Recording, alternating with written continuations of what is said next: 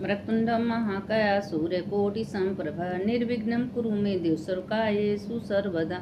मंगलम भगवान विष्णु मंगलम गणध्वज मंगलम पुंडरीकाक्ष मंगलाय तनो हरि। शंकर शंकर हर हर शंकर शंकर शंकर जय जय शंकर। मंगल भवन मंगलहारी उमा जपत ही त्रिपुरारी। देखिए, हम जो कुछ कथा थोड़ा बहुत आप लोग को भेजते हैं शिव पुराण पे, शिव शिव नाम लेने से समस्त पाप नष्ट हो जाता है। आकाशी में तो कंकड़, एक कंकड़ उठाइए वो शंकर हैं। और जैसे नर्मदा नदी का कोई पत्थर उठा लीजिए, नर्मदा नदी का कोई भी पत्थर उस शंकर के समान है। तो इसीलिए काशी का कंकड़ शंकर हैं। तो आप लोग शिव पुराण का एक घड़ी आधे घड़ी सुने तो मन 33 करोड़ देवी देवता का वृत्तांत हो जाता है। सारे देवता कहते हैं जो शंकर का शिव शिव शिव कहता है, जो शंकर का नाम लेता है, सो शंकर का कथा सुनता है, शंकर का भजन करता है और समझा 33 करोड़ देवी देवता का पूजा पाठ भजन कर लिया। तो इसलिए शिव में ही 33 कोटि देवी देवता समाये हैं। तो शिव का आराधना सबसे उत्तम है। तो इसलिए कहते हैं कि बार बार की शिव पुराण शिव कथा सुनना चाहिए। कहते हैं जहाँ शिव कथा शिव पुराण होती है वहाँ भगवान कहते हैं भोलेनाथ कि हम पूरे गढ़, पूरे जितने 33 कोटि देवी देवता हम सबको वहाँ विराजमान कर देते हैं। तो इसमें शिव में ही सारे देवता हैं। तो इसीलिए कहते हैं कि अगर आप लोग को अच्छा लगे तो उसको कमेंट में हर हर महादेव लिखिए और लाइक करिए, शेयर करिए, सबको भेजिए, क्योंकि कथा पुराण भेजने से, सुनाने से सबको पुण्य की भागी बनते हैं। अब चलिए शिव पुराण की कथा आगे सुनाते हैं कि पार्वती माता कैलाश पर और शंकर जी बैठे थे। अब वहाँ से चलिए, जहाँ शिव पुराण होता है वहाँ से नंदी को लेते हैं, वहाँ से चल देते हैं। अब कहते हैं पार्वती चलो देखो कहाँ कहाँ शिवगढ़ मेरा भजन कीर्तन करते हैं, मेरा कथा सुनते हैं। शिव पुराण में बाबा विश्वनाथ स्वयं विराजमान है। तो वही जाते हैं। जब एक चोर रास्ते में जा रहा था, थोड़ा सा शिव पुराण सुना, उसकी मुक्ति हो गई। चंचुला रास्ते में जा रही थी, थोड़ा सा शिव पुराण सुनी, वो पार्वती की सखी बनी। तो क्या आप लोग मन लगा के बढ़िया से अगर शिव पुराण सुन तो आपकी मुक्ति नहीं होगी? आपकी भी मुक्ति होगी। तो इसीलिए कहते हैं कि मन लगा के अच्छे से, श्रद्धा से, प्रेम से शिव पुराण सुनना चाहिए। शिव पुराण बहुत बहुत उत्तम ग्रंथ है। सब ग्रंथों में मानिए जितने भी ग्रंथ है, विष्णु पुराण, शिव पुराण, देवी भाव, सबसे उत्तम शिव पुराण है। शिव पुराण से बढ़ के कुछ भी नहीं है। तो ब्रह्मा जी अपना भोलेनाथ से पूछने लगे कि हे सूत जी, बोले महर्षि ब्रह्मा के इस प्रकार के वचनों को सुनकर मुनि श्रेष्ठ नारद जी बड़े प्रसन्न हुए और शंकर जी का स्मरण करते हुए बोले। नारद जी ने कहा, हे महाभाग, हे ब्राह्मण, हे महामति विष्णु शिष्य, आपने यह शिव जी को अद्भुत कथा कही। जब कामदेव रति को प्राप्त कर बड़ी प्रसन्नता से अपने घर चला गया। इस प्रकार 10 प्रजापति ब्रह्मा तथा विष्णु का ग्रंथ सुनाने लगा। उसने क्या किया कि उसने पूर्ण ब्रह्मा जी से सारी बात कह रहे थे। ब्रह्मा जी बोले, हे नारद, पूर्व काल में अपने शरीर से उत्पन्न हुई उस संध्या को देखकर मेरा मन काम से आकृष्ट हो गया, किंतु शिव के भय से मैंने उसे छोड़ दिया। उस संध्या के स्वरूप सौंदर्य को देखकर बड़े बड़े जितेंद्रिय मुनियों का चित्त काम बाण से चलायमान हो जाता था। बताइए, ब्रह्मा देवी देवता ऐसा करेंगे तो हम लोग करेंगे तो लोग कहेंगे लोग ऐसे करते हैं वैसे करते हैं। देवी देवता पहले हर चीज़ में, गलत काम में, अच्छे काम में शुरुआत किए हैं। तो संध्या बोली, मेरे पिता से उत्पन्न होते हुए युवावस्था में सौंदर्य देखकर काम से प्रेरित हो तुमसे अनुराग, काम विलासी चेष्टा, इसी प्रकार अत्यंत महादेव मानस पुत्र से उत्पन्न हुए। मानस पुत्र ब्रह्मा जी, देखिए जितने दुनिया में देवी देवता, ब्रह्मा, दक्ष, सबको मानस पुत्र में ब्रह्मा जी उत्पन्न किए हैं। तो इतना ही नहीं, तब दुरात्मा काम ने उन मुनियों को देखते ही मेरे मन को भी चंचल चलायमान कर दिया। तब दुष्कर्म का फल पापी काम, देखिए दुष्कर्म का फल सबको भोगना पड़ता है, चाहे कामदेव हो चाहे कोई भी हो। अगर बुरा कर्म आप कर रही हैं तो आपको भोगना ही पड़ेगा। इसीलिए कहते हैं कि मन से कभी बुरा कर्म नहीं करना चाहिए, क्योंकि मन से भी बुरा कर्म उसको भगवान छोड़ते नहीं हैं, भोगना ही पड़ता है। तो दुष्कर्म का फल उस पापी कामदेव को तत्क्षण प्राप्त हो गया। देखिए, कामदेव को तो प्राप्त हो ही गया, उनको भोगना ही पड़ा, कितने साल तक बिना शरीर के रहे। उस पाप से शुद्ध होने के लिए मैं किसी साधन फल की शीघ्रता से इंतजार करूंगा, क्योंकि मुझे देखकर मेरे पिता तथा मेरे भाई प्रत्यक्ष रूप से काम मोहित हो गए थे। यह बढ़कर पापनी नहीं थी। मैंने अपने पिता से सहोदर भाइयों से उसके काम भाव से प्रेरित होकर पति के समान मर्यादाहीन काम अनिष्ट किया था। ये प्रायश्चित देव करने लगे। तो पार्वती जी बोल रही हैं भोलेनाथ से कि काम के बंशीभूत होकर देवी हों, देवता हों, चाहे लोग हों, जब बुरे कर्म करते हैं तो बुरे फल भी भोगना पड़ता है। इसी जगह स्वर्ग है, इसी जगह नरक है। भगवान इसीलिए हमेशा कहते हैं, देखिए, किसी से मत डराइए, अपने कर्म से डराइए। आपका कर्म कभी आपको पीछा नहीं छोड़ेगा। इसीलिए मन से तन से किसी का बुरा मत सोचिए, मत चाहिए, क्योंकि नहीं उसका फल भोगना पड़े। बताइए, जब सीता माता को भगवान नहीं छोड़े, भीष्म पितामह को नहीं छोड़े, जितने जितने देवी देवता हैं सबको देख लीजिए, द्रौपदी को नहीं छोड़, किसी को भगवान नहीं छोड़े, तो क्या हम लोग किस खेत में? जिससे मन से कभी कोई बुरा कर्म नहीं होना चाहिए। और लोग कहते हैं जो शिव पुराण में आ जाता है, शिव पुराण का कथा सुनता है एक घड़ी आधे घड़ी, उसे उसका समस्त पाप क्षण भर में नष्ट हो जाता है। अब पार्वती उसी में महादेव से बता रहे हैं कि हे महादेव, आप सुनिए कि दुनिया में लोग मेरे कथा को चर्चा पुराण तो कहते हैं, शिव पुराण सुनते हैं, कथा सुनते हैं, लेकिन उसमें में पापी लोग कितने रहते हैं। एक बूढ़ा थी, हमेशा भोलेनाथ का भक्त थी, भोलेनाथ का पूजा करती थी, हमेशा भोलेनाथ भोलेनाथ भोलेनाथ करती थी। उसको 2 बेटे थे। अब देखिए, हम आपको अर्थ टाइम में बताते हैं कि आप लोग को समझ में आ जाए। शिव पुराण कहती है कि समझाने का, देखिए, समझाने का तरीका होना चाहिए। तो समझाते हैं आप लोगों को कि आप लोग इस बहाने समझ लेंगे। तो उनको 2 बेटा 2 बहू आई। अब बूढ़ा तो तन मन से भोलेनाथ के भक्त, हमेशा पूजा करना, भोलेनाथ के शरण में जाना, और माता पार्वती जी का पूजा करना, गणेश कार्तिक का पूजा करना दिन रात करती थी। लेकिन उनके बहुओं को अच्छा नहीं लगा। उनकी बहू कही थी कि दिन रात भोलेनाथ भोलेनाथ, लेकिन उनके भोलेनाथ क्या करते हैं। एक दिन क्या हुआ कि इसी तरह शिवरात्रि, सावन का महीना, मतलब जो महीना पर्व में अच्छा लगा आया, प्रदोष का दिन, सोमवार का दिन आया, तो उसकी बूढ़ा कहीं कि हम तो भाई सब बच्चों को बुलाएंगे, खीर का भोग लगाएंगे, क्योंकि भोलेनाथ को खीर बहुत पसंद है। और उसने अपना क्या किया कि भगोनिया में थोड़ा सा दूध लाई, चीनी चल भगवान को भोग लगाने के लिए खीर बनाई कि भोलेनाथ को पायस खीर बहुत पसंद है। तो वो खीर भोग लगा के सब बच्चों को बुलाई। अब बच्चों से कही कि बच्चों आओ, हम खीर बना रहे हैं, तुम लोग थोड़ा भोग लगा लो, तुम प्रसाद ले लो। अब उसकी बहू क्या किए कि देखिए इसका गांव भर निंदा होगा, सब बच्चों को बुला के खिला रही है, आज इसके बच्चे सब सबके मरेंगे, तब इसको समझ में आएगा। सब मार मार के झूठा पकड़ के इसको निकल। देखिए, बहू ऐसे होती है जो साथ जिंदगी भर भगवान का आराधना पूजा करती है, और जब बहू आती है तो कितना दुत्कारती है, तिरकारती है। यह समाज है, कलयुग है, ये हो रहा है दुनिया में। आप अच्छा कर्म कर रही हैं, आपको लोग जीने नहीं देंगे, आपको लोग हर जगह से आपका बुराई करेंगे। अरे बड़ी मंदिर जाने वाली भई, बड़ी कथा कहने वाली बड़ी हैं, कथा सुनाने वाली भई हैं, बड़ी पुजारिन बनी हैं, कोई आपको छोड़ने वाला दुनिया में नहीं है। लेकिन कहने वाला कहते रहे, आपको कोई फर्क नहीं पड़ना चाहिए। आप भगवान के आराधना लग रहे हैं, एक दिन आप भगवान, आप भोलेनाथ आपका साथ जरूर देंगे। और कैसे बूढ़ा का साथ दिए। अब क्या हुआ कि खीर का भोग लाए, और वो सब बहुएं धीरे से घर में जाके और वो मड़ई में बूढ़ा को घर से निकाल दी। लेकिन बूढ़ा मड़ई में भी भोलेनाथ का आराधना करती थी, पूजा करती थी, हमेशा महादेव महादेव, ओम नमः शिवाय, श्री शिवाय में हमेशा बोलती थी। और वो सब पुड़िया में ले गई, खीर में पूरा जहर डाल दी। और जहर डाल दी, बताए जो विषों के विष पीने वाले हैं, कालों के काल महाकाल है, उनका तुम क्या बिगाड़ सकती हो। जो कहते हैं ना कि महाकाल का जो पुजारी रहता है उसका कोई क्या बिगाड़ सकता है।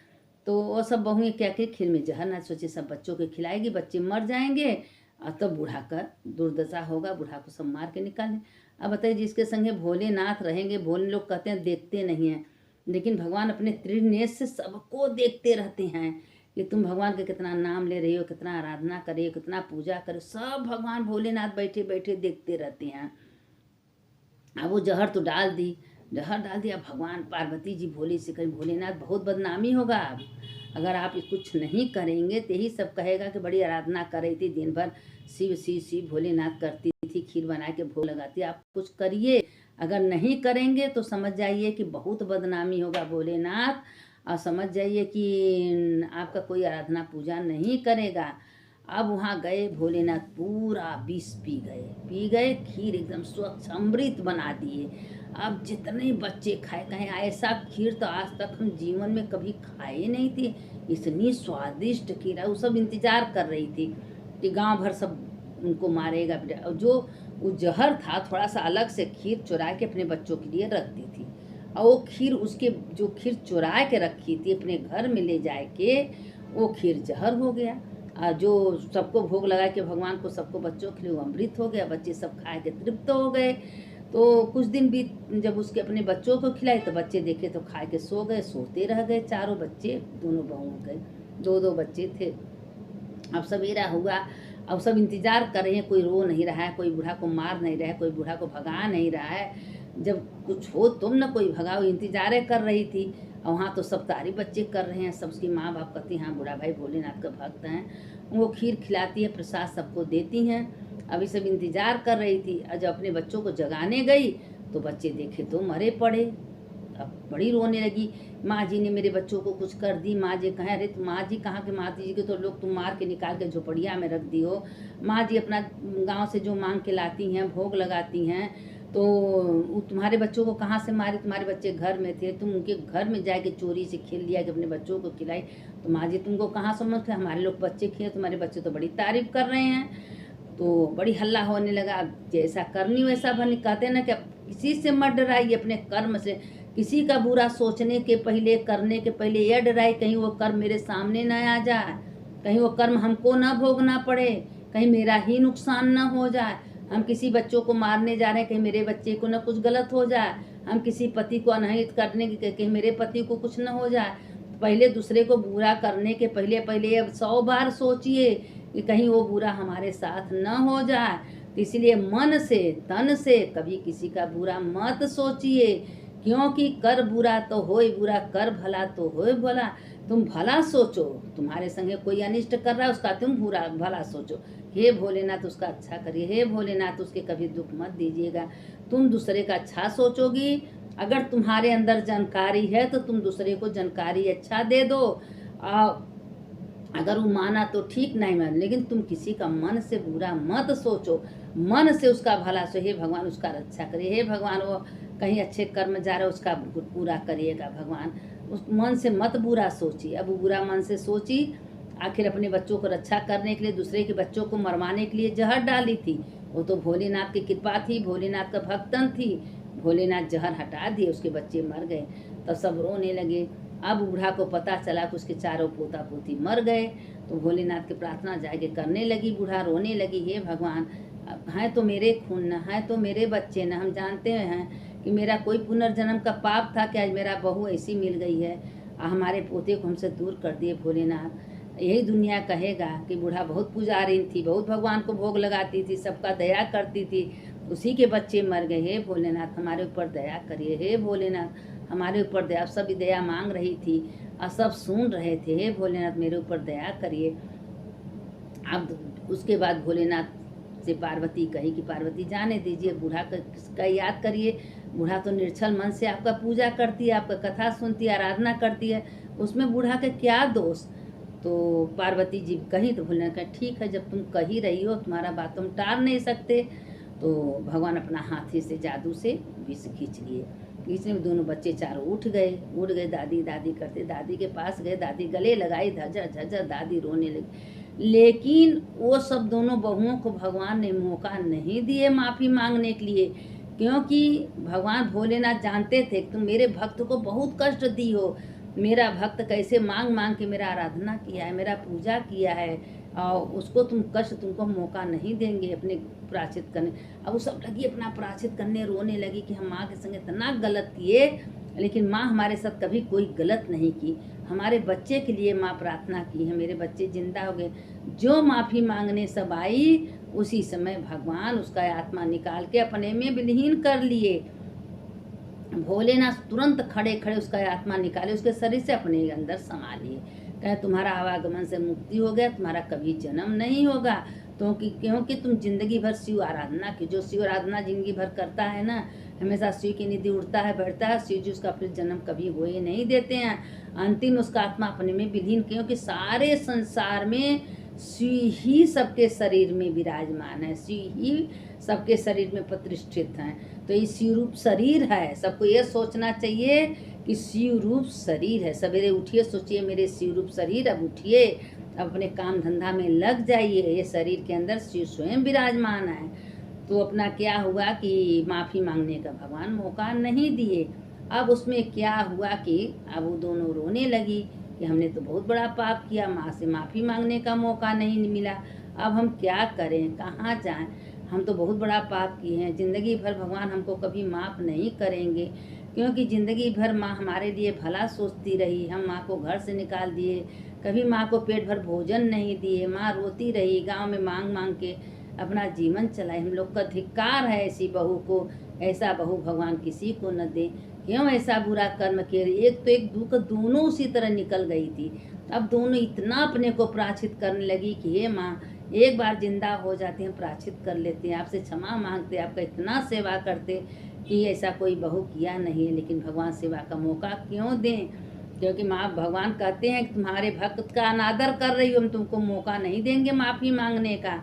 इसलिए भोलेनाथ के भक्त का कभी अनादर नहीं करना चाहिए, भूल के नहीं करना चाहिए।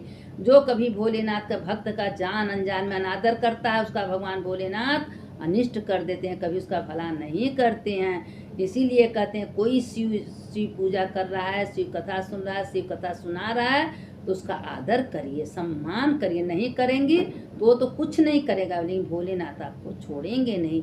इसलिए कोई जा रहा है मंदिर रोज, तो उसका प्रार्थना करिए, उसको प्रणाम कर लेंगे, पुण्य का भागी आप लोग बनेंगी। क्योंकि शिव ही के भक्त, शिव कहते हैं मैं कहीं नहीं रहता, मैं न कैलाश में रहता हूँ, न पार्वती के साथ, न गणेश का, मैं रहता हूँ शिव के भक्त के हृदय में। जहाँ शिव भक्त मेरा नाम लेता है, मेरा कथा सुनता है, मेरा मनन करता है, उसके हृदय में हम विराजमान रहते हैं।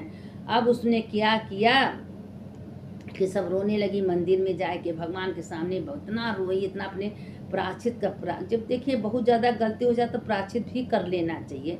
अब वो प्रायश्चित करने लगी, पार्वती फिर बोली हे भोलेनाथ जाने दीजिए, अब उसको गलती का एहसास हो गया, उसको क्षमा कर दीजिए। क्योंकि उसकी माँ को तो आपने मुक्ति दे दी, उसको छोड़ दीजिए। अब भगवान को दया आई, भगवान कहें जान तुम लोग तो पाप बहुत की हो, मेरे भक्त को बहुत सताई हो, अब हम तुमको एक बार मौका दे रहे हैं, जाओ तुम लोग अपने कर्म का, जब तक तुम्हारा जीवन है तब तक जियो, अब सुखी से रहो। उसी समय दोनों इतनी शिव भक्त हो गई, इतनी शिव भक्त हो गई कि शिव के बिना एक मिनट सब नहीं रहती थी। खीर बनाना, भोग लगाना बच्चों के, जिससे उसकी माँ करती थी, मंदिर जाना, भगवान का आराधना करना, अब सब इतना शिव भक्त हो गई कि शिव में ही विलीन हो गई है। जब शिव में लीन हो गई तो पूरे गांव देश सब तराई तराई करने, गजब बूढ़ा की बहू निकल गई भाई कि एकदम शिव भक्त हो गई, शिव चर्चा जाना, शिव पुराण सुनना, जहाँ शिव का कथा, अब एकदम शिव भक्त हो गई। तो इसीलिए कहते हैं कि हमेशा देखिए देखा पाप देखिए, अच्छा कर्म करिए उसका फल अच्छा मिलेगा, बुरा कर्म करेंगे तो बुरा फल मिलेगा। इसके आगे का कथा आप लोग को कल सुनाएंगे। शिव कथा में आप लोग को इतनी अच्छी अच्छी कहानी टाइप का सुनाते हैं, उसके बाद आप लोग लाइक नहीं करती, कमेंट में भी नहीं लिखती, इतना कर दिया करिए, क्योंकि हमको भी अच्छा लगेगा कि हम आप लोग को कुछ दे रहे हैं, तो आप लोग को भी अच्छा लगे। शंकर शंकर हर हर शंकर शंकर शंकर जय जय शंकर, मंगल भवन मंगल हारी, उमा जपत ही त्रिपुरारी, हर हर महादेव शंभो काशी विश्वनाथ गंगे माता पार्वती संग। एक घर में अच्छा निकल जाए, उस 7 पीढ़ी को उतारता है, एक घर में बुरा निकल जाए 7 पीढ़ी को नष्ट कर देता है। इसीलिए जिंदा है शिव रूपी शरीर को भगवान में लगाइए, भगवान की कथा दर्शन पूजा पाठ में लगाइए, व्यर्थ मत जाने, एक क्षण व्यर्थ मत जाने दीजिए, क्योंकि एक एक रुआ से शिव शिव शिव निकलते रहे। हर हर महादेव, घर घर महादेव, मंगल भवन या मंगल हारी, उमा जपत ही त्रिपुरारी। सुनने वाले की जय, सुनाने वाले की जय, दोनों का जय होता है। जो सुनता है उसका भी जय होता है, जो सुनाता है उसका भी जय होता है।